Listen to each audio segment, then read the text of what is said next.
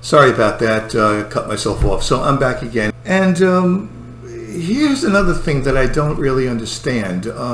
Steinbeck obviously says the banks are bad, private ownership is bad, private property is bad. So he seems to be, from what I understand, he seems to be a socialist. He seems to be somebody who thinks socialism is the answer. Okay, so maybe it is. I don't know. I personally don't think so. I mean, has anyone ever told John Steinbeck that socialist regimes have banks too? It's not just in a capitalistic system that you have banks. And I don't understand if private ownership of things is bad, if private property ownership is bad. Well, you know, in a socialistic regime, nobody has ownership of anything. The state owns everything. So is that going to cure everything? You just basically give everything you have over to the state. You have nothing, and you have to kind of keep your fingers crossed that the state is going to be a benevolent tyrant and not treat its citizenry poorly. Is that a better alternative for Steinbeck? He doesn't really go into this at all. You know, he's very good on talking about who the villains are, but he doesn't go into a solution to this very much. And I find that, wanting. So let me wrap it up. I think I understand why The Grapes of Wrath is an icon of American literature. And it's very simple. John Steinbeck says all the right things. He says all the things that people want to hear. He says that the poor, he's kind of echoing what Jesus says. He says, the meek shall inherit the earth. That's what he's saying. He's saying, don't worry, you Okies, you depressed, dispossessed tenant farmers. Don't worry, you're going to have your day. And I mean, this is probably music to the ears of America to hear that. Everyone wants to hear that we're all going to get our day, that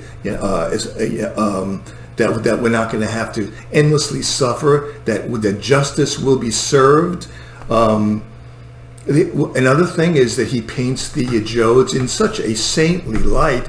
They're religious, God-fearing people. That's what the heartland is. Again, I mean, music to your ears. Who doesn't want to hear that? John Steinbeck says that we're all making progress, you know, that we're going one step forward and a half a step back, but a step forward again. And who doesn't want to hear an upbeat message like we're all making progress?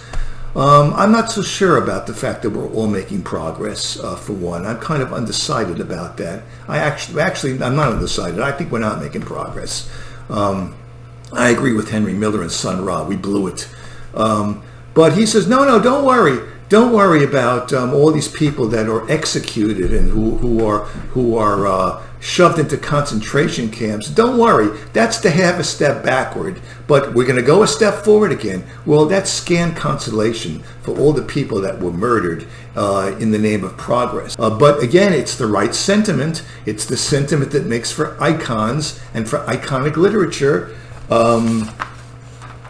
And then, of course, he's got his speech at the end, you know, a Tom speech, Tom Joad, about, don't worry, Ma, I'll be everywhere. I'll be in the wind. I'll be in the fields. Wherever there's injustice, I'll be there. I mean, I'm sure a lot of people love to hear that. I think these are the things, these kinds of cliched sentiments that make this book such a literary icon. Would I read this book again? Like I said with Tropic of Cancer, hell no.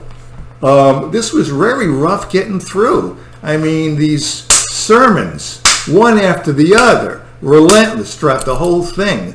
I mean, the way that the Jodes are constantly being screwed, it's grim. And a lot of it, I just didn't enjoy for that purpose. I kind of got the feeling that you read a book like The Grapes of Wrath as if you're performing a ritual. Everybody's got, it's like a circumcision.